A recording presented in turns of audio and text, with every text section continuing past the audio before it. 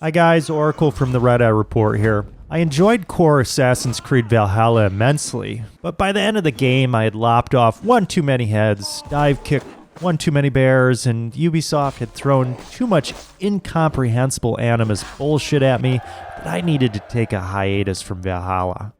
Several months later, feeling refreshed and lusting for the blood of my enemies, I decided to give the expansion Wrath of the Druids a go. I'll steer clear of major spoilers here. The setup of Wrath of the Druids is relatively simple. The King of Dublin, who happens to be your cousin Berth, has requested your presence in Ireland. There are faces that need to be kicked in and treasure to be plundered in Ireland, so of course Eivor can't resist. Upon first arriving in Dublin, you encounter a small city that looks an awful lot like the ones you left behind in England. I wasn't terribly impressed at first blush, and I think this presentation was intentional. Berth has scraped Dublin up from the ashes, and for him to secure his and his son Sigfrith's place as the rulers of Dublin and a part of Ireland's future, he will need to win over High King Flann. You get an early quest to reclaim a trading post near Dublin. This is when the scope and beauty of Ubisoft's Ireland comes into focus. The landscape is stunning. To be fair, it's a greener and rainier version of the English landscape, but the rolling hills, waterfalls, standing stones, and settlements dotting the far distance make for a great contrast to England. It was exciting to arrive at vantage points and take it all in. I experienced many postcard moments where I would just stop and say, "God damn, this is good looking." The bogs look great. Thick mists and rain make for a mysterious and enchanted journey through many areas of the map. There aren't any major changes to the systems from the core game. One notable addition is the trading posts and related trading system. Trading posts are distributed throughout the map. You need to investigate these posts, and by investigating, I mean viciously slaughter every bandit on the grounds and locate the deed to claim the post. At each post, you find a note telling you of a nearby location where you can find the deed. Obtaining the deeds wasn't too much of a hassle, and it added a bit more ownership over the posts. Once you claim the post, you can build it up with structures that contribute more to your trading coffers. Through your trading liaison Azar, you exchange materials with other regions to build the renown of Dublin. It's much like building up Ravensthorpe, but Dublin's renown goes up based on how many trades made instead of how many buildings are constructed.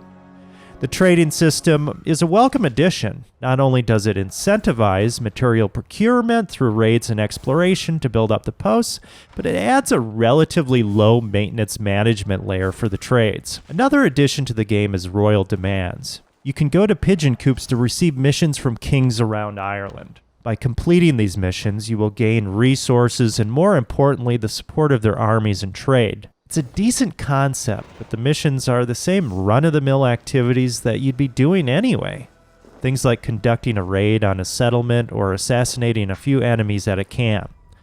To make things more interesting, there are bonus parameters like not being detected or not taking damage. If you manage to meet those parameters, you get bonus materials. I found the royal demand missions to be boring as hell. Fortunately, you don't have to endure too many of these to progress the story of Wrath of the Druids. The animus is nowhere to be seen in Wrath of the Druids.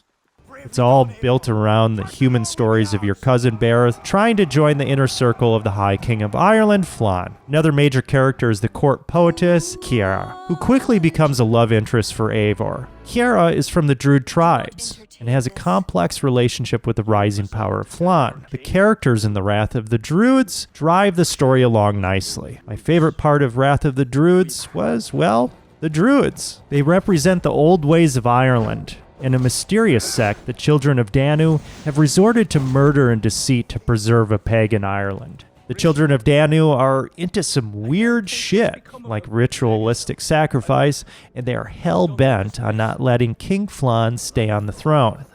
I found the human man fortresses and camps in Wrath of the Druids to be bland for the most part. If you've played AC Valhalla for any significant time, the fortresses are all too familiar. Druid territory and activity is another story entirely. The Druids would frequently ambush me in the forest and deploy their green psychedelic haze to confuse Eivor just enough to make the combat feel much more intense. Children of Danu enemies have animal companions, fire attacks, various disorientation attacks, and they conjure super cool pagan magic during battles. It's a lot of fun. And when you get into the heart of Children of Danu territory, you are rewarded with an awesome boss battle and very cool visuals.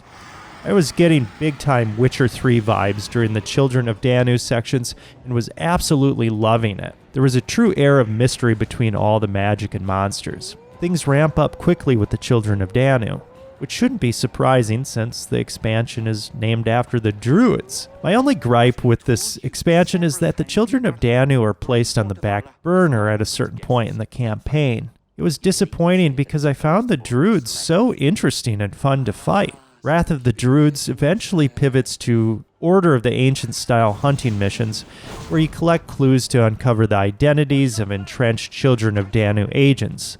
This was fun because you need to read the notes and do a little detective work to uncover the agents.